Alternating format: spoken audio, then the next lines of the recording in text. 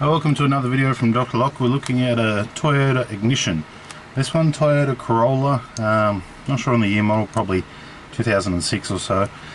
We were able to get it into the accessories position and then depress the retainer right here, so that way we're able to actually get the ignition out. As you see, this button here won't actually push in. It'll push in now because it's on the accessories position, but as soon as that rotates a little bit further, you can't push it in, or if it's a little bit back, you can't sort of get in. So what we're going to do now is pull it apart. If my gut feeling's correct, I believe it's the split wafers. Very common on Toyotas to play up. So now I don't really want to take the key out because I know it's going to be a bit of an issue. So I'm just going to get this circlip off. There we go. So lifting up one side. I like to put my parts all down in kind of order so we don't lose any. Depressing the steering lock here. Oh, that's right, these ones have roll pins, so now we have to drill these roll pins out. Really annoying, these little roll pins. We're going to drill a very fine little hole on the side, get them and force them up. Oh, actually no, they've left us a bit of a chance here on the back. The pins are exposed there. So if I get a small enough screwdriver, I might actually be able to push these pins out without needing to drill anything. There we go, they're moving. See that? They're actually moving.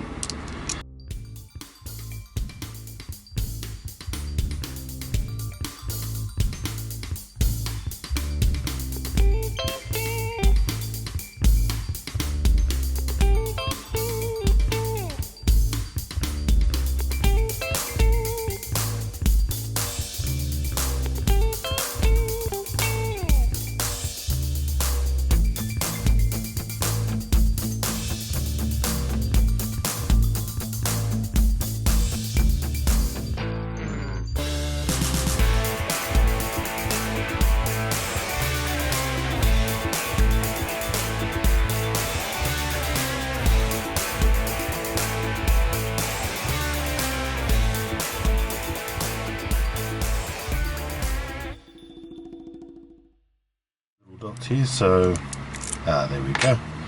It's just a matter of finding it. Okay, so I'm going to give this a little love tap now. As we can see, it is starting to separate, so I might not need to remove this pin over this side after all, which I really hope I don't. Okay, it's starting to move a little bit.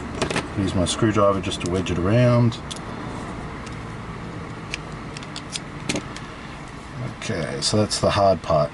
So there's the pins right there, you can see. So this one here has been, it's all the way in. I managed to push this one out. So what I'll do is when I get wanting to put it back on, I'm just going to push these pins out, put it back on, and then just push them back in. First thing we'll do is we will give it a little mark. So I'm just going to give it a mark here. Just that way, in the off chance I don't put it back the wrong way, because you can do that very easily. So I'm pushing the steering lock slide down. See this one here, it's spring loaded. Then I'm going to slide out the barrel. I'm going to pop it. Well, I'm going to check it first of all, make sure there's not too much rubbish in there. This is your steering lock. What do they call it? Steering lock chop. Basically, when the key goes in, this thing pops up. So you've got to make sure you don't lose that. That's only loose sitting in there. So I'm just going to tap it out. See, there it is right there. And the way it goes in is it's ramped, so the key activates it. So this is the key we use to get it apart, and you can see here it's got some big issues. I'm not sure if you can actually see that. Here we go. I put it against a backdrop. See that? We've got discs hanging out all over the place. So here's the key we want it to be. Here's the key we want it to be. So it's going to be simply a matter of pulling all these discs down which are not correct and rotating them to spots where they are correct, and then reassembling it. So let's quickly do that. So I can tell the first, so that one's wrong.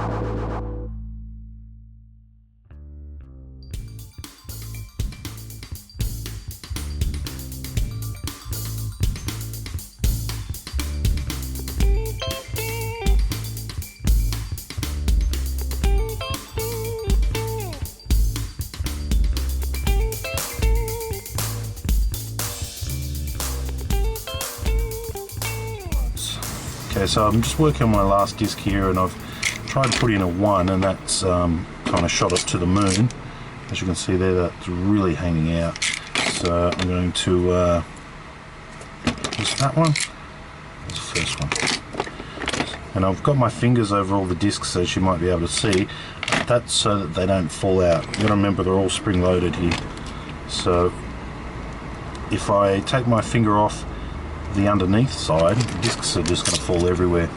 Okay, so that's where we're at now. I'll put a white thing behind it just so you can kind of see. Okay, so we've got that third position.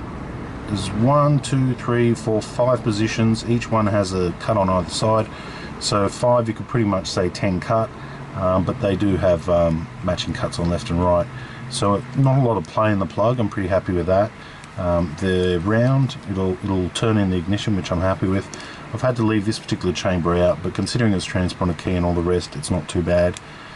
So far we're pretty good. Most importantly, let's remove those springs now, and we'll probably keep the discs for the next time we have one of these, because to buy the disc kits are kind of expensive, and if you only do one a year, it's one of these things you don't really want to go spending $200–300 on a set of Toyota discs. Well, we do more than one a year, but you know, it's one of those things. Okay, so now a little bit of this stuff. Super lube. Super lube. Super lube. Da-na-na-na-na-na. Put it there, put it there. Okay, just giving a nice little workout there with lube. Now remember this part here, when the key it goes with the ramp, if you can see the ramp, so when the key hits it, it's going to be pushing it out. Okay, so just test that before we I've got to get grease on my hands now. So that's going to fall in as it does. When I put my key in, it's going to push. So that's in the right position. No more obstructions, everything else looks pretty good. This steering arm drop in, we're going to put it in here, so we know that's where it kind of goes. And we're just going to feel that nice position. I'll show you what I did there without telling you. The side of this plug actually has a cutout, and it's, see all that shape right there? So basically the way that works is it's like a little one of those games. There's a lunk on this side, and it comes in, allows it to go up here, and that creates that turning travel kind of motion of where it kicks in and kicks out and things along those lines. Okay, so right now the key is out of the ignition, goes in, and it turns and cranks and comes out. Okay, so let's put our circlip on the back before we forget. Not good to forget circlips. Oh, there's my frozen water. It's good to have a frozen water. It's nice of him to drop that in. Okay, so my circlip's back on the back. I'm happy with that. Now we're going to go with our pins. So I'm just going to knock this one out. This is die cast. You don't want to hit it down. You've got to be very careful when you hit it. Actually, you know what? I think might even be able to just tap it back on.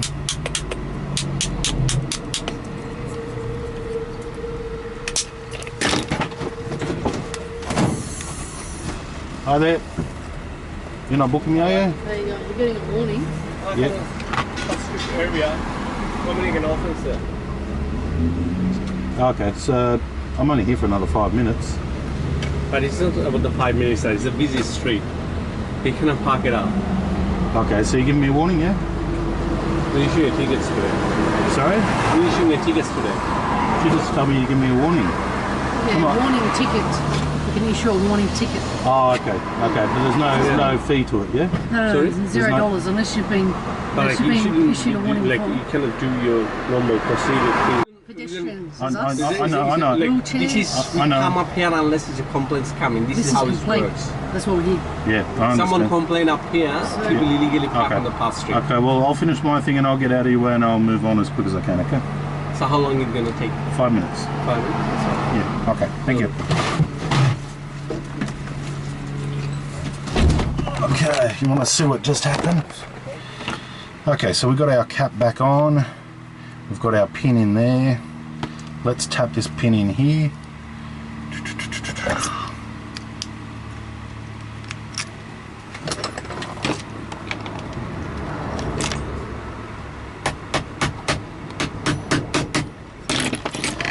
Okay, so we tap that one back in. This one here will give a light little tap as well.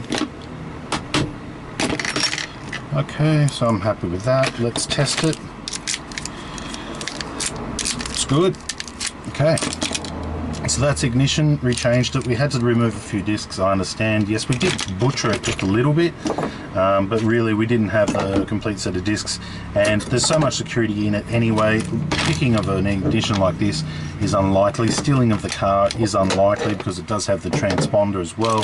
So that's the best we can do in this situation, considering the discs and things like that. And also it's a very cheap car and the customer doesn't really want to pay too much, so we work with what we got. A lot of the time I thought it was these discs. They got two discs when they normally split. That's normally a big problem, but in this case it doesn't have the split discs. So the problem was the whole ignition set to a different key. That was what the problem is. And this key here was far from it. I don't even know how they got it open. But anyway, thanks for watching.